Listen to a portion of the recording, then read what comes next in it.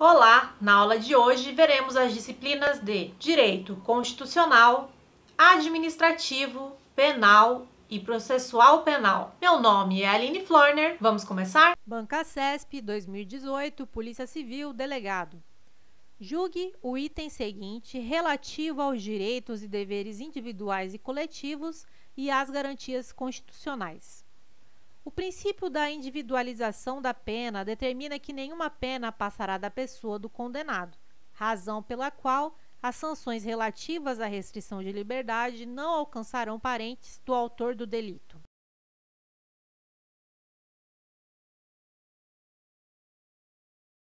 Item errado.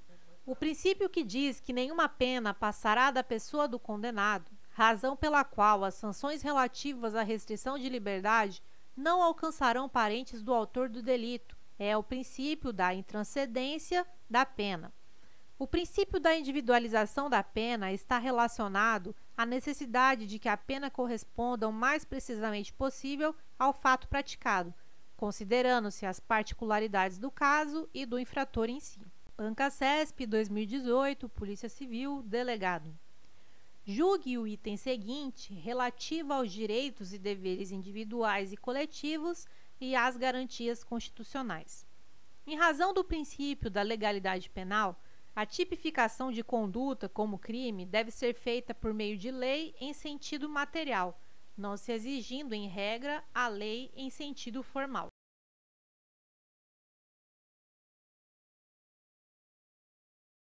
Item errado. O princípio da legalidade estabelece, dentre outras coisas, que a tipificação de uma conduta deve se dar por lei formal, ou seja, lei em sentido estrito e não qualquer diploma legislativo. Banca CESP 2018, STJ, Analista Judiciário.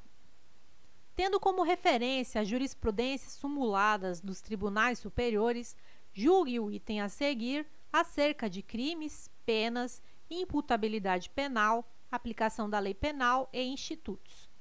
É possível a aplicação do princípio da insignificância nos crimes contra a administração pública, desde que o prejuízo seja em valor inferior a um salário mínimo.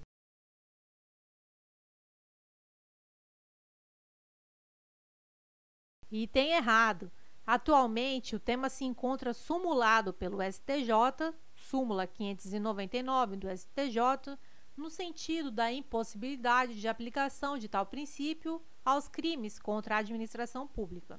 Banca CESP 2017, PC Delegado de Polícia. De acordo com o entendimento do STF, a aplicação do princípio da insignificância pressupõe a constatação de certos vetores para se caracterizar a tipicidade material do delito. Tais vetores incluem o ou a. Letra A. Reduzidíssimo grau de reprovabilidade do comportamento. Letra B. Desvalor relevante da conduta e do resultado. Letra C. Mínima periculosidade social da ação. Letra D. Relevante ofensividade da conduta do agente. Letra E. Expressiva lesão jurídica provocada.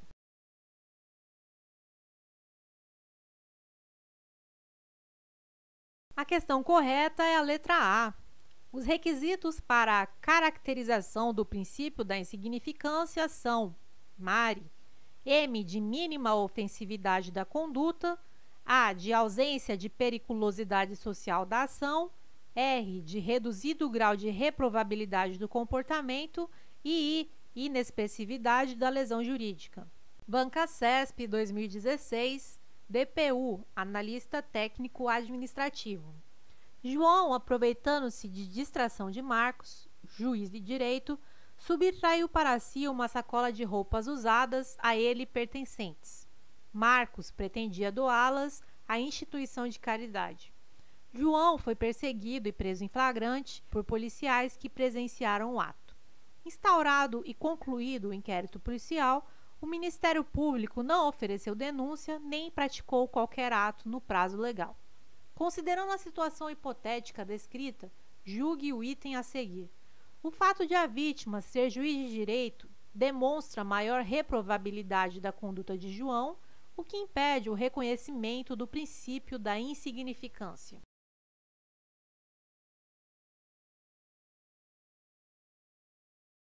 Item errado. O fato de a vítima ser juiz de direito não tem qualquer relevância para fins de aplicação ou não do princípio da insignificância. CESP 2019, cargo promotor. O Ministério Público, em razão de seu poder investigatório, pode instaurar procedimento investigatório, realizar diligências e, ainda, presidir inquérito policial.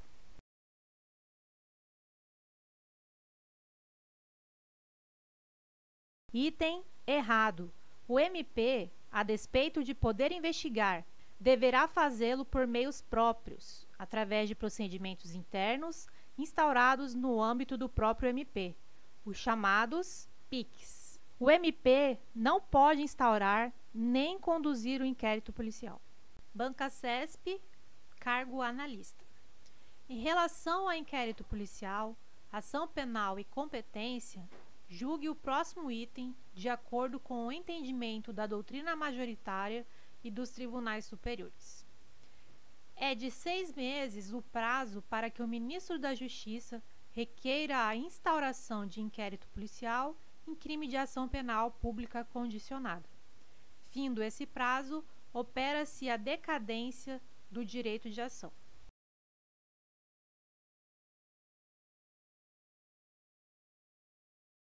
Item errado.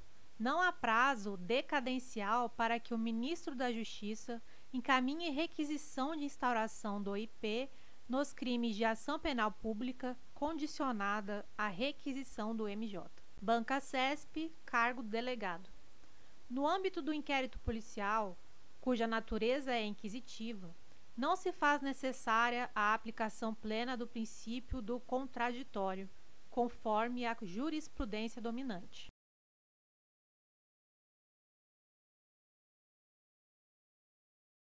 Item correto.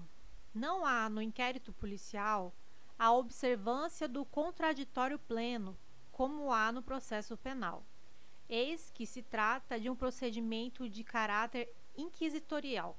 Banca CESP, cargo delegado. Em cada item seguinte é apresentada uma situação hipotética seguida de uma assertiva a ser julgada com relação à competência para requerer o arquivamento de autos de IP e as consequências da promoção desse tipo de arquivamento. Relatado o IP sob a tese de atipicidade penal do fato, o MP requereu o arquivamento dos autos, o que foi determinado pelo competente juízo, em acolhimento à tese do MP. Nessa situação, o arquivamento dos autos nos termos do requerimento do MP impede a reabertura das investigações pela autoridade policial.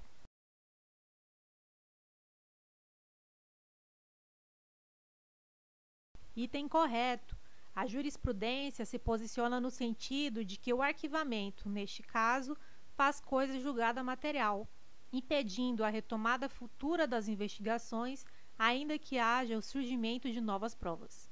Banca CESP, 2018, Polícia Federal, cargo escrivão. João integra uma organização criminosa que, além de contrabandear e armazenar, vende clandestinamente cigarros de origem estrangeira nas ruas de determinada cidade brasileira. A partir dessa situação hipotética, julgue os itens subsequentes. Caso haja indício de transnacionalidade no crime de contrabando praticado, a competência para apurar e julgar o delito é da Justiça Federal. E se João estiver preso, a Polícia Federal deverá concluir o inquérito em até 10 dias.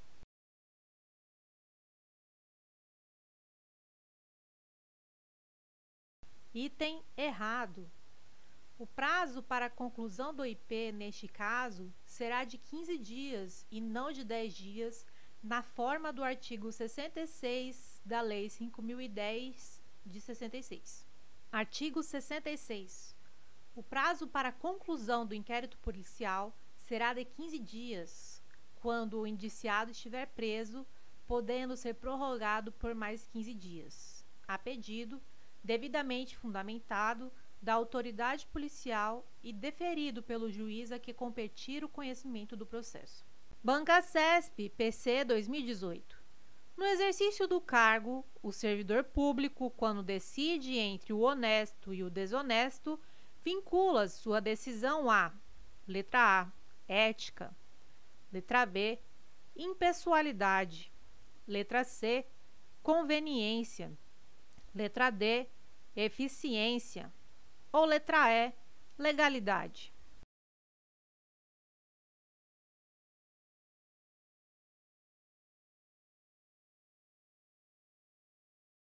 A alternativa correta é a letra A.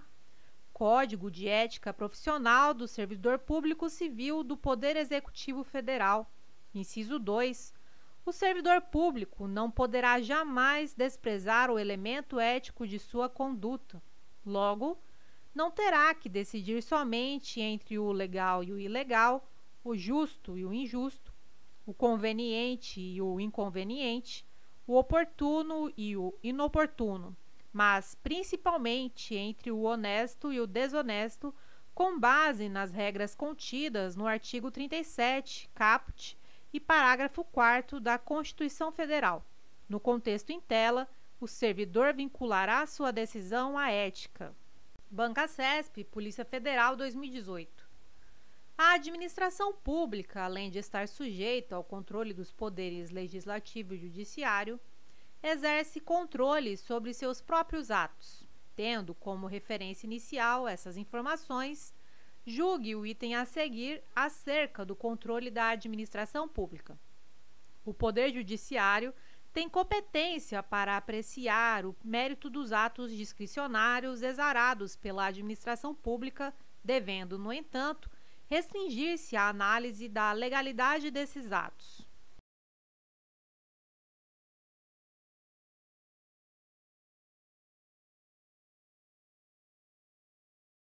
Item errado. O Poder Judiciário não pode apreciar mérito dos atos discricionários. Observação: não há análise de mérito quando se analisa a legalidade. Bancasesp, PM 2018. Em respeito ao princípio da publicidade, campanhas de órgãos públicos devem ser realizadas em caráter informativo, educativo ou de orientação social, não podendo nelas constar imagens que possam configurar promoção pessoal de autoridades ou de servidores públicos, sob pena de violação do princípio da impessoalidade.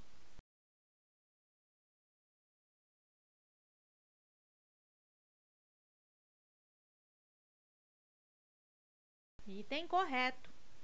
Conforme Constituição Federal de 88, artigo 37, parágrafo 1º, entre aspas, a publicidade dos atos, programas, obras, serviços e campanhas dos órgãos públicos deverá ter caráter educativo, informativo ou de orientação social, dela não podendo constar nomes, símbolos ou imagens que caracterizem promoção pessoal de autoridades ou servidores públicos. Bancasesp, TCE 2018.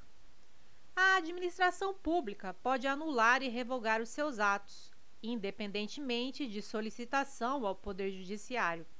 Esse poder-dever está consagrado na súmula número 346 do STF, que afirma que a administração pública pode declarar a nulidade dos seus próprios atos, e na súmula número 473 do STF, que afirma que a administração pode anular os seus próprios atos quando eivados de vícios que os tornem ilegais ou revogá-los por motivo de conveniência e oportunidade.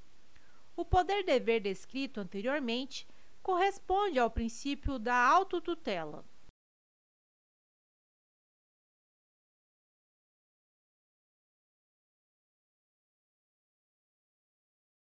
Item correto. Princípio da autotutela. A administração pública possui o poder de controlar os seus próprios atos, anulando-os quando ilegais ou revogando-os quando inconvenientes ou inoportunos. Logo, a administração não precisa recorrer ao Poder Judiciário para corrigir os seus atos, podendo fazê-lo diretamente. Bancacesp STJ 2018. A indicação dos fundamentos jurídicos que determinaram a decisão administrativa de realizar contratação por dispensa de licitação é suficiente para satisfazer o princípio da motivação.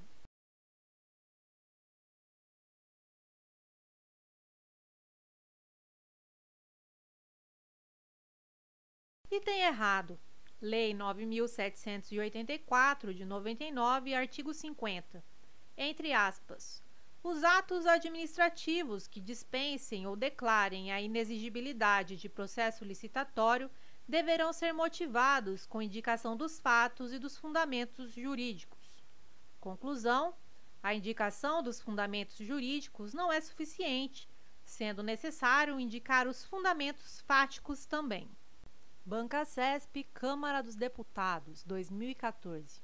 Sendo a Constituição, em essência, uma lei, os conflitos entre normas constitucionais e infraconstitucionais devem ser resolvidos a partir de uma ponderação de valores no caso concreto, em atenção ao princípio da proporcionalidade.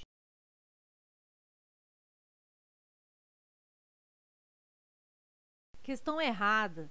Em caso de conflito entre normas constitucionais e infraconstitucionais, deverão prevalecer as normas constitucionais.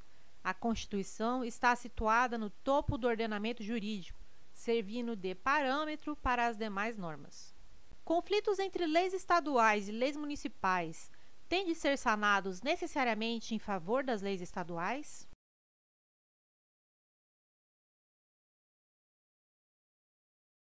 Questão errada. Não há hierarquia entre lei federal e lei estadual. Eventual conflito será resolvido com base na competência atribuída pela Constituição Federal de 88 a determinado entre federado para o tratamento da matéria, não pelo critério hierárquico. Bancacesp, Delegado Polícia Civil 2012. De acordo com a Constituição Federal de 88, os tratados internacionais de direitos humanos que forem aprovados em cada casa do Congresso Nacional, em 2 turnos, por 3/5 dos votos dos respectivos membros, terão status de norma constitucional. Tais tratados podem fundamentar tanto o controle de constitucionalidade quanto o controle de convencionalidade.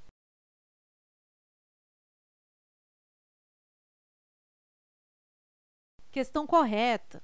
Os tratados de direitos humanos aprovados pelo rito próprio das emendas constitucionais serão a elas equivalentes, tornando-se paradigma tanto para o controle de constitucionalidade quanto para o controle de convencionalidade das leis. Bancacesp, TRT, Primeira Região, 2010. Não há hierarquia entre lei complementar e decreto autônomo quando este for validamente editado.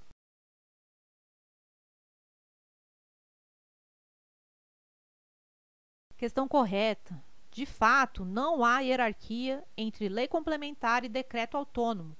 Ambos são normas primárias, situando-se logo abaixo da Constituição na pirâmide de Kelsen. Bancacesp, PM 2010. Se o Congresso Nacional aprovar, em cada uma de suas casas em 2 turnos, por 3/5 dos seus votos dos respectivos membros, tratado internacional que verse sobre direitos humanos, esse tratado será equivalente às emendas constitucionais?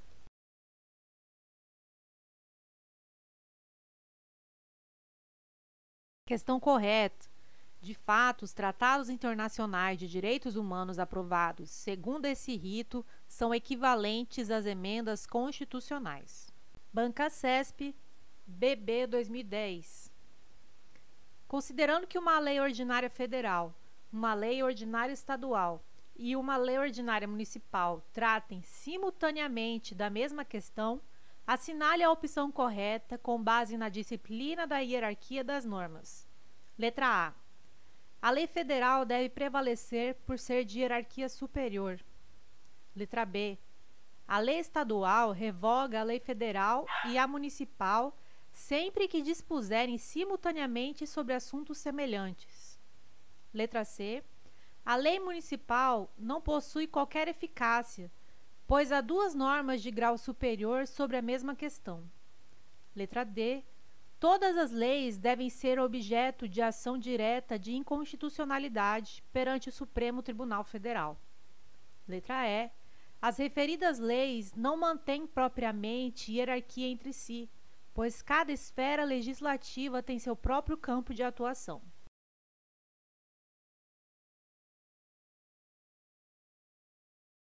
A resposta correta é a letra E. As leis dos diferentes entes federativos não apresentam hierarquia entre si.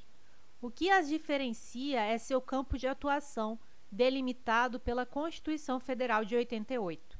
No caso de tratarem de uma mesma matéria, a lei do ente que tiver competência para dela tratar suspenderá a eficácia das demais. Banca CESP, Escrivão, Polícia Civil, 2016. Quanto ao grau de aplicabilidade das normas constitucionais, as normas no texto constitucional classificam-se conforme seu grau de eficácia. Segundo a classificação doutrinária, a norma constitucional, segundo a qual é livre o exercício de qualquer trabalho, ofício ou profissão, atendidas as qualificações profissionais que a lei estabelecer, é classificada como norma constitucional. Letra A, de eficácia limitada. Letra B, diferida ou programática. Letra C, de eficácia exaurida. Letra D, de eficácia plena. Letra E, de eficácia contida.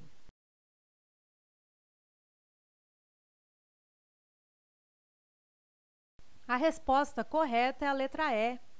A liberdade profissional prevista no inciso 13 do artigo 5º da Constituição é norma constitucional de eficácia contida. É livre o exercício de qualquer trabalho, ofício ou profissão, atendido às qualificações profissionais que a lei estabelecer. Logo, a princípio, qualquer pessoa pode exercer qualquer profissão. Entretanto, a lei poderá impor restrições ao exercício da liberdade profissional, ao estabelecer qualificações a serem atendidas para que alguém exerça determinada profissão. Banca CESP, TRT, 8ª Região, 2016. A aplicabilidade das normas de eficácia limitada é direta, imediata e integral, mas o seu alcance pode ser reduzido.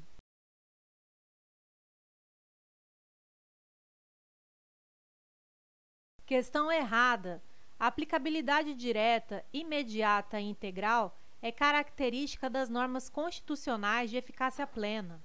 As normas constitucionais de eficácia limitada apresentam eficácia indireta, mediata e reduzida.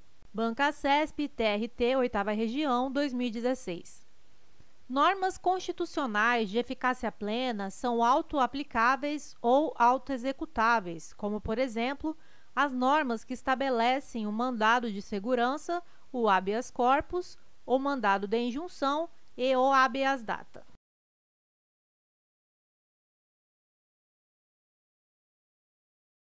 Questão correta. As normas de eficácia plena são auto-aplicáveis, auto-executáveis, isto é, independem de regulamentação para produzir todos os seus efeitos.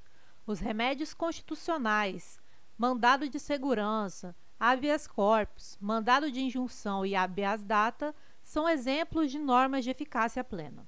Banca CESP, TRT, 8ª Região, 2016. Em se tratando de norma constitucional de eficácia contida, o legislador ordinário integra-lhe a eficácia mediante lei ordinária, dando-lhe execução mediante a regulamentação da norma constitucional.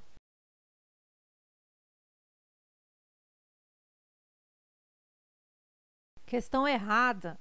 A necessidade de regulamentação para a produção de todos os efeitos é característica da norma constitucional de eficácia limitada e não das normas de eficácia contida. E aí, gostou do vídeo? Deixa um like e um comentário, isso nos ajuda muito. Baixe o e-book da aprovação que está na descrição desse vídeo.